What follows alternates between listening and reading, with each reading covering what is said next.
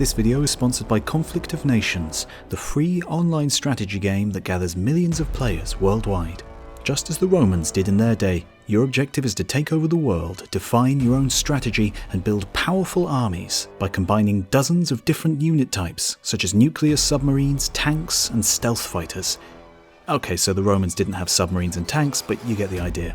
You can play against up to 64 other players in a real-time environment in matches that can last up to weeks, with a player clan system that means you can gang up on your opponents. So, I have set up a special game of Conflict of Nations for the first viewers that click the link in the description, go to the website or app, type Voices of the Past in the search bar and enter the password, which conveniently also is Voices of the Past. And you also get a special gift. Click on the link below to get 13,000 gold and 1 month of premium subscription for free. Choose a country and fight your way to victory.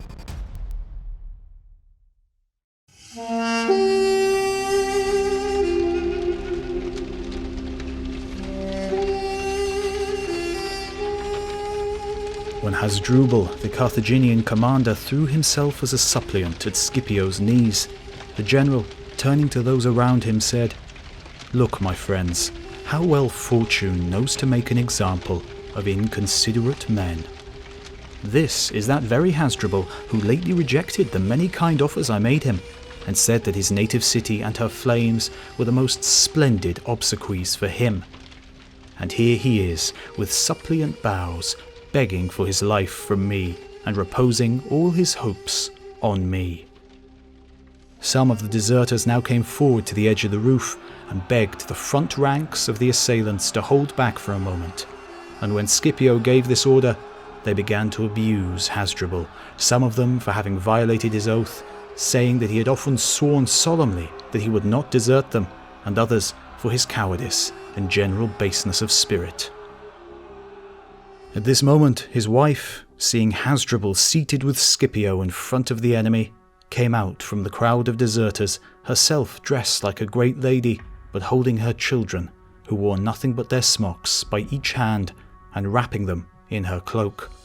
At first, she called on Hasdrubal by his name, but when he maintained silence and bent his eyes to the ground, she began by calling on the gods and expressing her deepest thanks to Scipio for sparing, as far as he was concerned, not only herself, but her children.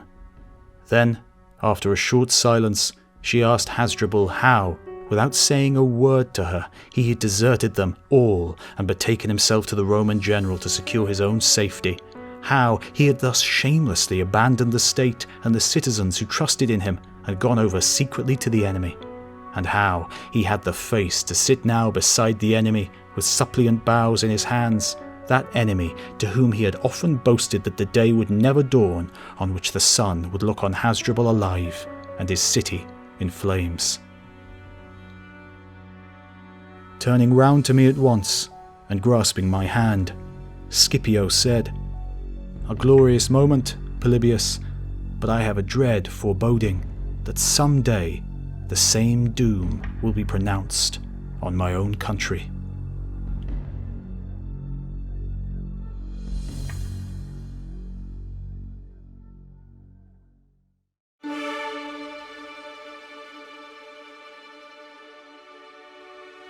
Zela is a town situated in Pontus, with adequate natural defences considering its position in a plain, for its battlements are reared upon a hill.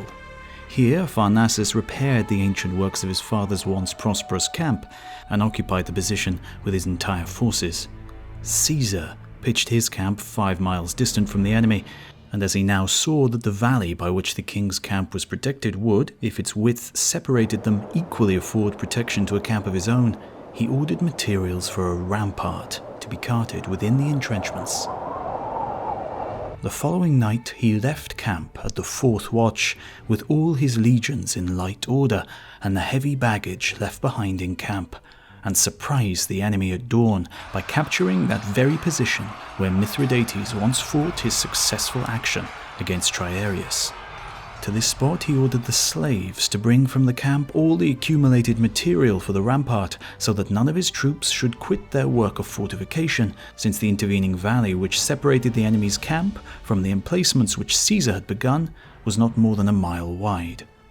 On suddenly observing this situation at dawn, Pharnaces drew up all his forces in front of the camp. Caesar was not deterred from keeping the remainder of his army engaged on the work of fortification, deploying only the front line in front of the palisade. Pharnaces, however, took it into his head to engage.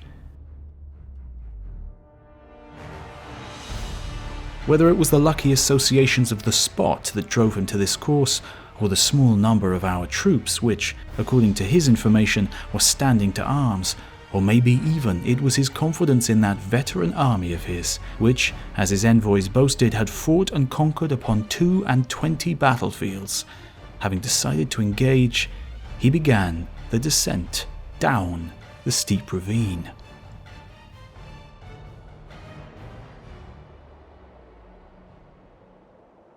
For some little time, Caesar laughed contemptuously at this empty bravado on the part of the king, and at his troops packed closely on ground which no enemy in his senses would be likely to set foot on, while in the meantime Pharnaces, with his forces in battle array, proceeded to climb the steep hillside confronting him at the same steady pace at which he had descended the sheer ravine. Caesar recalled his troops from their work of fortification, ordered them to stand to arms, deployed his legions to meet the attack, and formed a line of battle. And the sudden excitement to which all this gave rise occasioned considerable panic among our troops. Disorganized as our men were, and as yet in no regular formation, the king's chariots armed with scythes threw them into confusion. But these chariots were speedily overwhelmed by a mass of missiles. In their wake came the enemy line. The battle cry was raised, and the conflict joined, our men being greatly helped by the nature of the ground, but above all, by the blessing of the immortal gods. Heavy and bitter hand-to-hand fighting took place, and it was on the right wing, where the veteran 6th Legion was posted, that the first seeds of victory were sown. As the enemy were being thrust back down the slope on this wing, so too on the left wing and in the centre, the entire forces of the king were being crushed. The ease with which they had climbed the uneven ground was now matched by the speed with which, once dislodged from their footing, the unevenness of the ground enabled them to be driven back.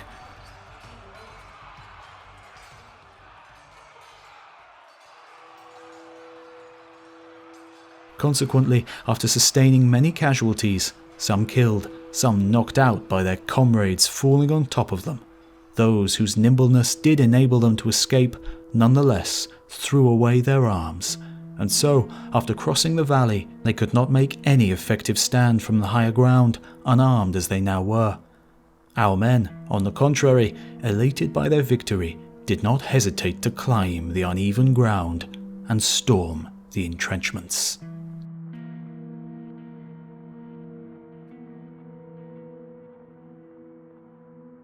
In his Pontic triumph, Caesar displayed among the showpieces of the procession an inscription of but 3 words. I came, I saw, I conquered, not indicating the events of the war as the others did, but the speed with which it was finished.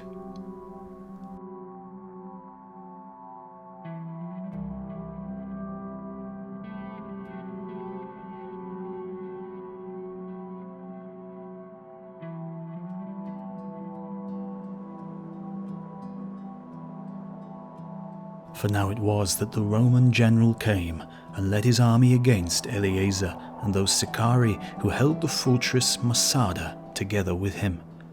And for the whole country adjoining he presently gained it and put garrisons into the most proper places of it. He also built a wall quite round the entire fortress, that none of the besieged might easily escape. He also set his men to guard the several parts of it. He also pitched his camp in such an agreeable place as he had chosen for the siege, and at which place the rock belonging to the fortress did make the nearest approach to the neighbouring mountain, which yet was a place of difficulty for getting plenty of provisions. For it was not only food that was to be brought from a great distance, and this with a great deal of pain to those poor Jews who were appointed for that purpose, but water was also to be brought for the camp, because the place afforded no fountain that was near it. Since therefore the Roman commander Silva had now built a wall on the outside, round about this whole place, as we have said already, and had thereby made a most accurate provision to prevent any of the besieged running away, he undertook the siege itself. Though he found but one single place that would admit the banks he was to raise. For behind that tower, which secured the road that led to the palace and to the top of the hill from the west, there was a certain eminency of the rock, very broad and very prominent, but 300 cubits beneath the highest part of Masada. It was called the White Promontory. Accordingly, he got upon that part of rock and ordered the army to bring earth, and when they fell to that work with alacrity and abundance of them together, the bank was raised and became solid for 200 cubits in height. Yet was not this bank thought sufficiently high for the use of the engines that were to be set upon it, but still another elevated work of great stones compacted together was raised upon the bank. This was 50 cubits both in breadth and height. The other machines that were now got ready were like to those that had been first devised by Vespasian and afterwards by Titus for sieges. There was also a tower made of the height of 60 cubits and all over plated with iron, out of which the Romans threw darts and stones from the engines, and soon made those that fought from the walls of the place to retire, and would not let them lift up their heads above the works. At the same time, Silva ordered that the great battering ram which he had made to be brought thither, and to be set against the wall, and to make frequent batteries against it, which, with some difficulty, broke down a part of the wall, and quite overthrew it. However, the Sicarii made haste, and presently built another wall within that, which should not be liable to the same misfortune from the machines with the other. It was made soft and yielding, and so was capable of avoiding the terrible blows that affected the other. When Silva saw this, he thought it best to endeavour the taking of this wall by setting fire to it. So he gave the order that the soldiers should throw a great number of burning torches upon it. Accordingly, as it was chiefly made of wood, it soon took fire, and when it was once set on fire, its hollowness made that fire spread to a mighty flame. Now, at the very beginning of this fire, a north wind that then blew proved terrible to the Romans, for by bringing the flame downward, it drove it upon them, and they were almost in despair of success, as fearing their machines would be burnt. But after this, on a sudden, the wind changed into the south, as if it were done by divine providence, and blew strongly the contrary way, and carried the flame, and drove it against the wall, which was now on fire through its entire thickness.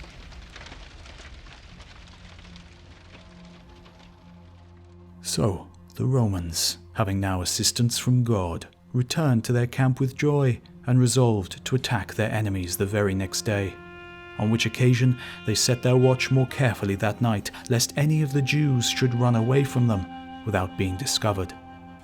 However, neither did Eleazar once think of flying away, nor would he permit anyone else to do so, but when he saw their wall burnt down by the fire, and could not devise no other way of escaping or room for their further courage, and setting before their eyes what the Romans would do to them, their children, and their wives, he consulted about having them all slain.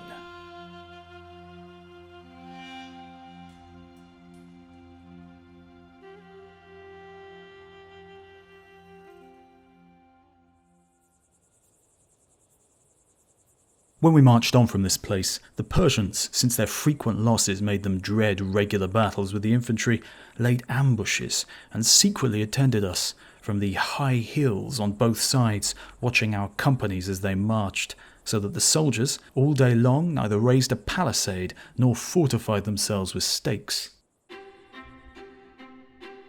And while the flanks were strongly protected and the army, as the nature of the ground made necessary, advanced in square formation, but with the battalions in open order, it was reported to the emperor who even then unarmed had gone forward to investigate, that the rear guard had suddenly been attacked from behind. Excited by the misfortune, he forgot his coat of mail and merely caught up a shield in the confusion. But as he was hastening to bring aid to those in the rear, he was recalled by another danger, the news that the van which he had just left was just as badly off. While he was hastening to restore order there without regard to his own peril, a Parthian band of mailed cavalry on another side attacked the centre companies and quickly overflowed the left wing, which gave way since our men could hardly endure the smell and trumpeting of the elephants. But while the emperor rushed hither and thither among the foremost ranks of the combatants, and as the Persians turned in flight, they hacked at their legs and backs and those of the elephants. Julianus, careless of his own safety, shouting and raising his hands, tried to make it clear to the men that the enemy had fled in disorder, and, to rouse them to a still more furious pursuit, rushed boldly into the fight.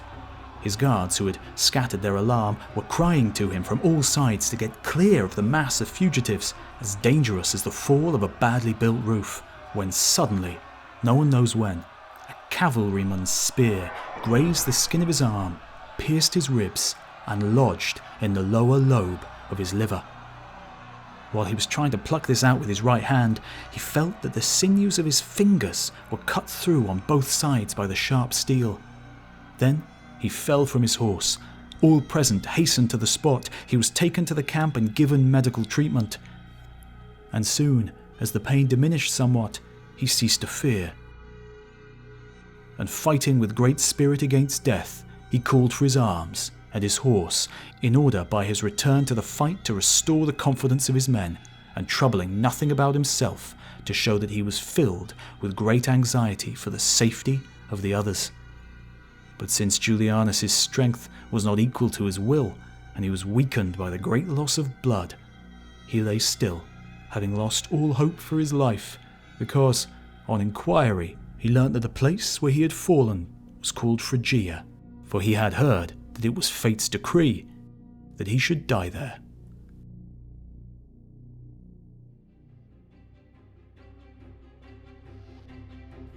But when the emperor had been taken to his tent, the soldiers, burning with wrath and grief, with incredible vigour rushed to avenge him, clashing their spears against their shields, resolved even to die if it should be the will of fate.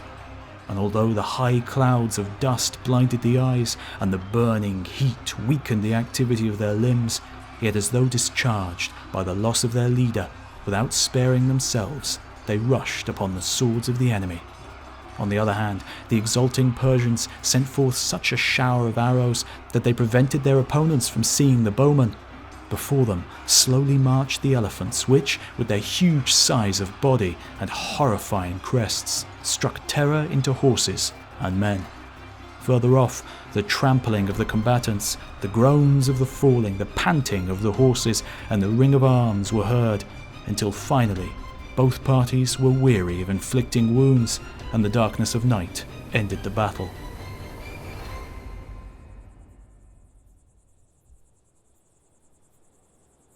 On that day, 50 Persian grandees and satraps fell, besides a great number of common soldiers.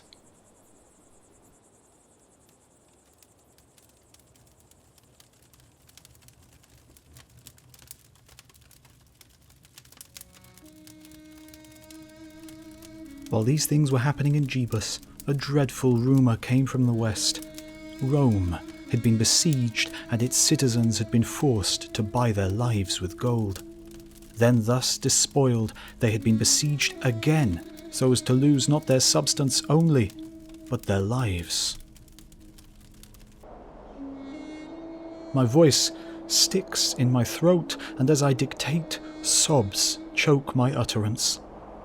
The city, which had taken the whole world itself, was taken. Nay, more, famine was beforehand with the sword, and but few citizens were left to be made captives. In their frenzy, the starving people had recourse to hideous food, and tore each other limb from limb, that they might have flesh to eat. Even the mother did not spare the babe at her breast.